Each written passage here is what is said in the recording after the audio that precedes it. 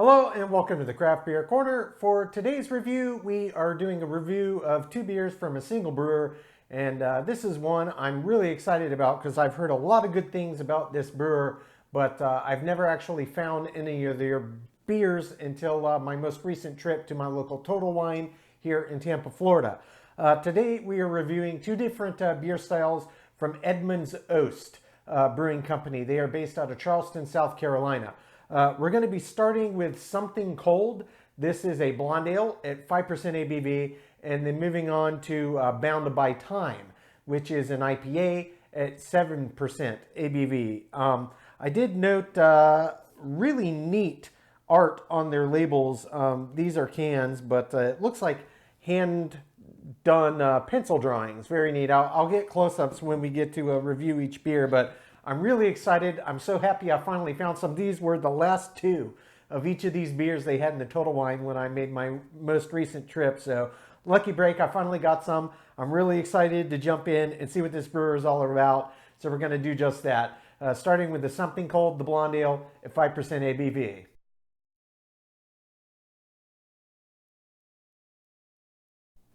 Okay, jumping straight into our first beer of today's Edmund's Oast Brewing Company review. This is Something Cold, a blonde ale at 5% ABV. Now, as I said I will hold up the label so you can see the art. I'll try to angle it so it doesn't get a glare. This one is a refrigerator, and it says the brand is Edmund on it. So really neat kind of pencil drawings. They have some label art on the back as well. I don't know if that's their branding label, but looks really cool. I think they got a neat thing going there with their art on their labels. Nonetheless, let's get this cracked. Poured right in the glass. All right.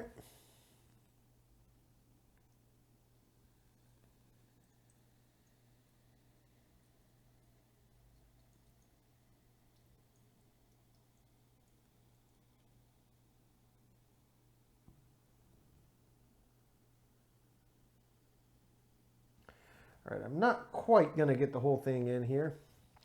And I accidentally poured that a little sloppy, so I had a little bead of beer dripping down.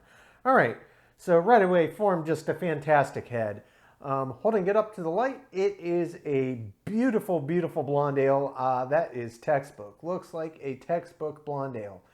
Now, it looks like it may have some suspended yeast or hop sediment in there. Not a problem, doesn't affect anything. I don't mind that at all. And it looks nice. Has just a little bit of a slight cloudiness to it. I am guessing due to some of the suspended brewing material. But overall, I would say it's mostly a clear blonde ale. Just slightly cloudy in appearance. As you can very well see here, it formed a beautiful, beautiful head. Nice, thick, luscious foam.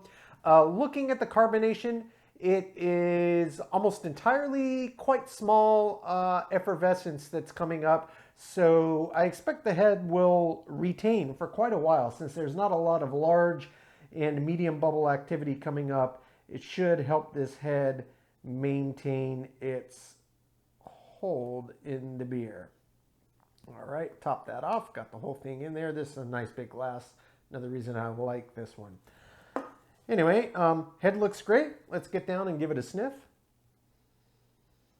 Oh, that smells so good. It smells so bright and refreshing. It actually, in tandem with the classic light blonde ale malts that you can smell in here, you can smell the hops, and it's a nice, bright, kind of floral aroma that comes through. It doesn't smell piney, doesn't smell citrusy. It smells floral with maybe just a hint of earthy bitters behind. Oh yeah, it smells so good. This smells like what I expect it will be as with most blonde ales. This will fall into my myriad beer styles and beer types that I stick under the, kind of heading great hot day or summer day beers. Blonde ales are great for that. They're light, they're crisp, they're refreshing, and they're not super heavy, but they're still packed with flavor. So without further ado, let's jump right in this one and see what Edmund's Oast Something Cold blonde ale is about.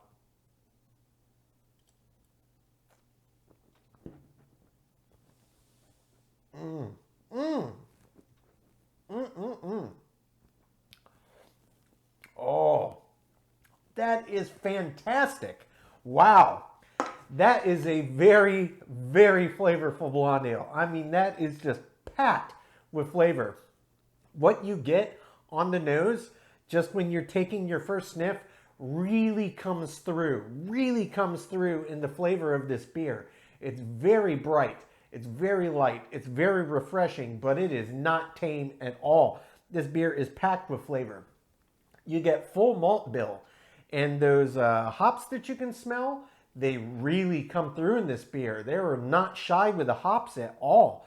This actually has a really nice bitter edge to it, which is very rare in a blonde ale, and I really appreciate that. I'm going to jump back in for sip number 2, explore body mouthfeel finish, and explain to you how this flavor develops.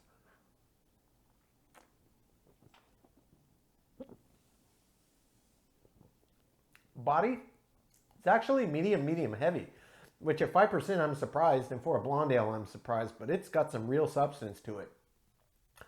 And this isn't medium heavy like stout or imperial beer territory. This is, all of my criterion are specific to the style of beer that's being brewed. This is a medium heavy body on a blonde ale. Not the same as a medium heavy body, say, on an imperial stout. Completely different animals. Nice body. The mouthfeel, very, very creamy. I wouldn't say it's viscous, but the weight of the body does add kind of a thickness to it. It's not like motor oil or syrup kind of thick, which is what I typically think of when I'm referring to a viscous mouthfeel, but that weight does add some thickness to it. One more sip here, finish.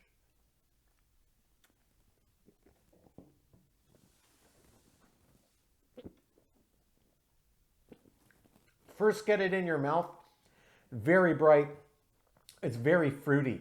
It reminds me of a mix of fresh apples and pears. That's what it tastes like when you first get it in your mouth. It is a combination of fresh, ripe apples and pears.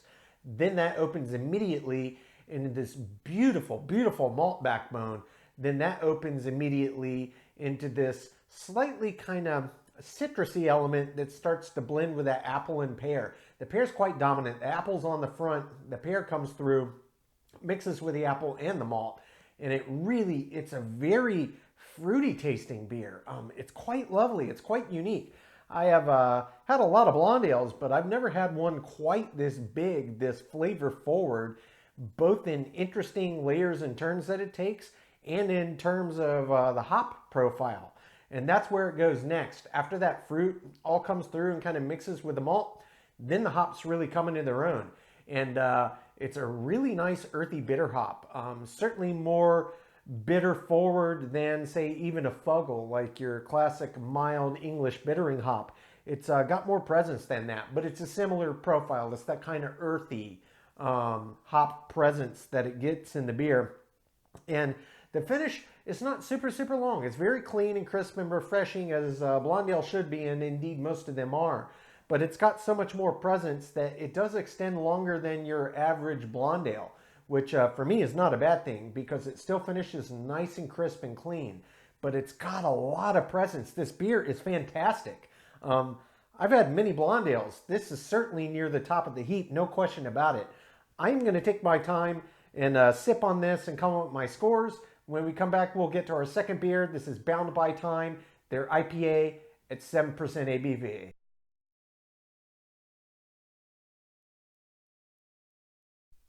Okay, now jumping into beer number 2 of today's Edmund's Oast Brewing Company review, we are moving on to Bound by Time. This is an IPA and it clocks in at 7% ABV. And yet again, there's some really neat artwork on the label. Again, it looks like a pen or pencil drawing. Gonna try to angle it so that the set lights don't glare and get it close enough that you can see it. It's got what appears to be a couple of moths with some suns and moons or waxing crescents upon their wings, and a stopwatch, little pocket watch looking clock or watch. It's got a little knob on the top, so it favors a pocket watch more than it does a wall clock. But nonetheless, very cool, and it's got, again, that same little label art, so I believe maybe that's kind of their branding art for their brand label. But looks very cool. Let's go ahead and get this one cracked, poured right in the glass. And if that first beer was any indication of what I can continue to expect from this brewer, I can't even wait. Oh, look at that. That is a lovely looking IPA. Looks like a nice standard color IPA. Forming a nice, beautiful head here. Gonna slow it down just a bit. And I'll let that settle just a tick before I finish topping this off. Holding this up, it is a classic IPA color. Yet again, it's got just a slight haze to it. I would not say that this is a hazy IPA, and indeed, I don't believe that this is going to be a New England style that's been brewed with lactose creating haze.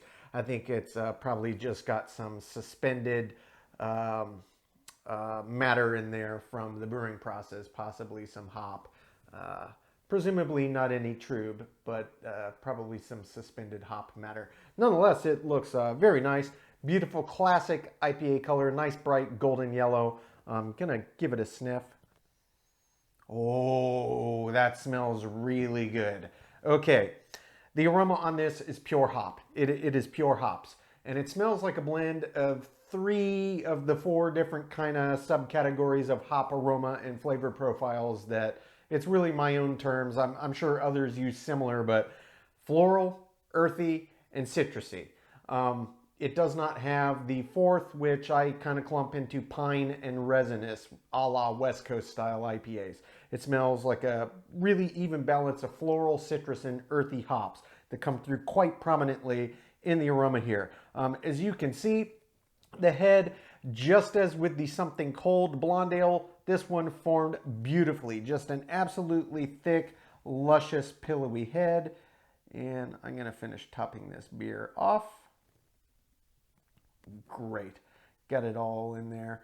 And that head, I imagine, is going to hold and retain quite well, as it did on Something Cold. It's got that same creamy appearance to it. The effervescence that's coming up again is quite fine, so it should keep from creating so much agitation that it causes the head to collapse, which can often happen. But this looks great. Gonna give it one more sniff. Oh yeah, let's just dive right in. This smells amazing.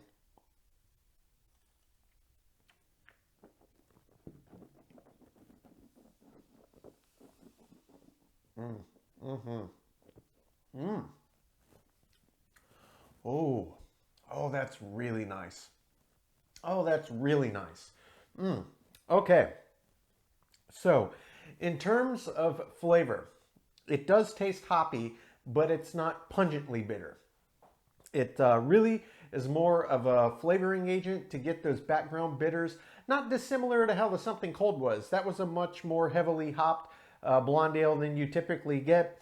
This is maybe a little milder than your average IPA, but it is masterfully executed. This is such a bright, fresh, crisp tasting IPA. And I'll tell you, all of the hops that I could smell on the aroma come through in the glass. And as well, just as with the Something Cold, I was tasting fresh apples and pears. On this one, I'm tasting fresh, ripe citrus, and specifically, it tastes of grapefruit. Maybe grapefruit mixed with tangerine. Tastes really, really good, and it pairs very, very well with the hops that they chose for this beer. I'm gonna give it another sip.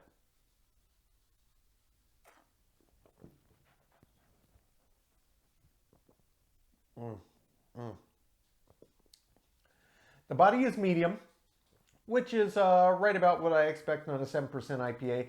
Mouthfeel is ridiculously silky and creamy. It's very lush, very creamy. How the finish develops, when you first get it in your mouth, it tastes really like a nice malt backbone that's been layered heavily with well-selected hops. And then all of those hops open up. And really what comes through in the flavor profile, contrary to the aroma does smell floral, and it does smell earthy, and it does smell citrusy.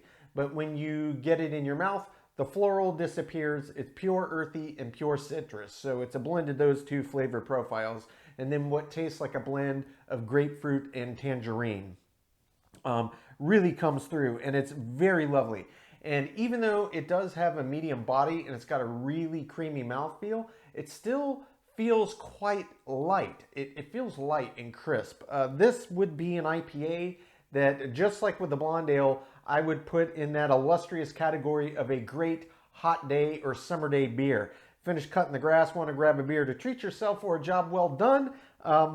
This would be a great one that I would go for, hands down, especially if I was craving an IPA, just needed some bitters in my life. Again, it's not overtly bitter, but it's exceptionally well balanced, and it just tastes so bright and light and fresh.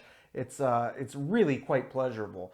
It puts me in mind of a session IPA that has a whole heck of a lot more presence. It's got that same character traits of a session where it's lighter and brighter and it doesn't feel so heavy, but it's packed with flavor and aroma and just a lot more presence in the beer. I'm going to jump back in, one more sip for final thoughts.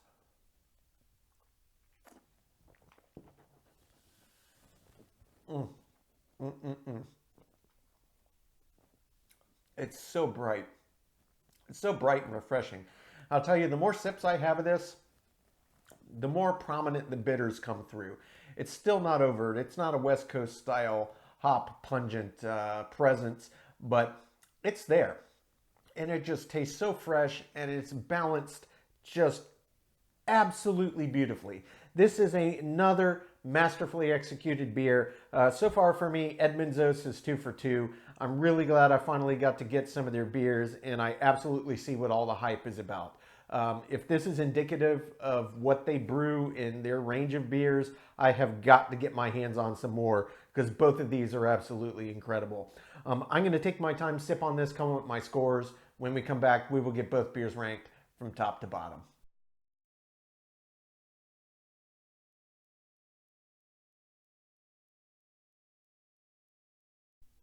Okay, now that we've gotten to enjoy both of these beers, we're going to get them both ranked.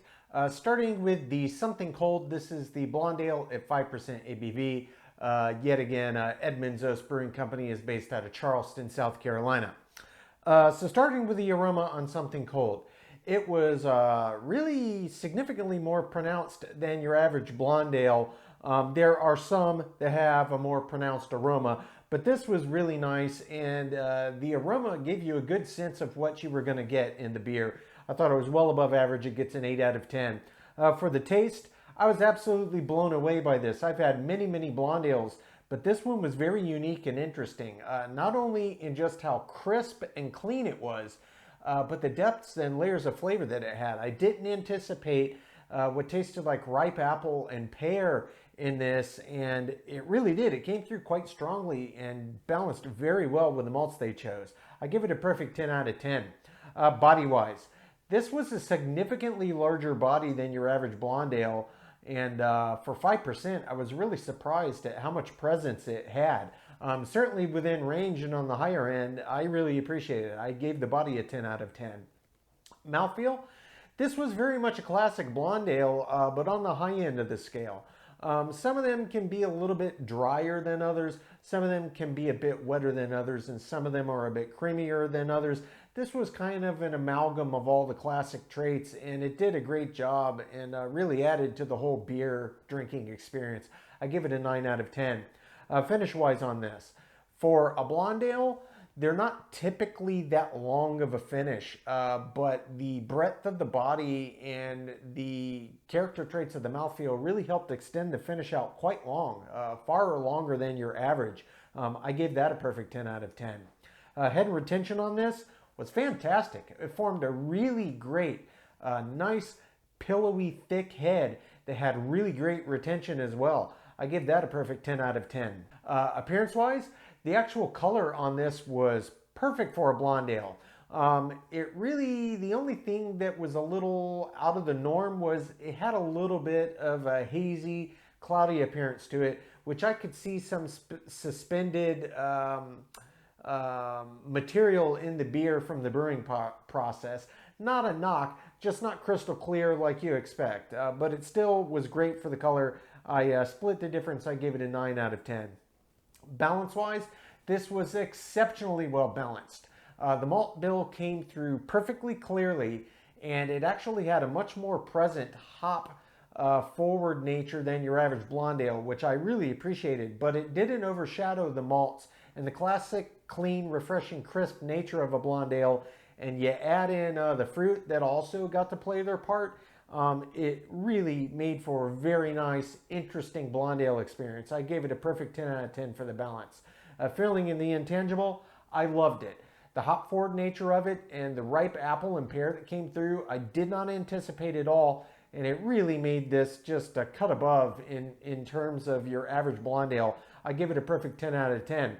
Finally, as an example of the style, yet again, I give this a perfect 10 out of 10. It's for the same reasons I mentioned. It had far more hop presence than your average blonde ale, but it wasn't oppressive. And it had these interesting ripe fruit flavors that came through, and also in the aroma that I didn't expect in a blonde ale. And it was just really, for me, kind of the whole package. I absolutely loved it, and I think it well earned that 10 out of 10.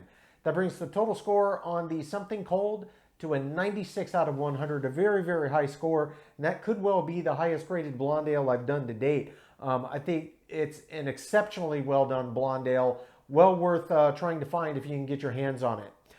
Moving on to number 2, this is Bound by Time, their IPA, 7% ABV on this one. The aroma, just as with the Something Cold, it was quite pronounced, certainly well above average. Not ridiculously pungent, but you got a really good sense of what might be in the beer.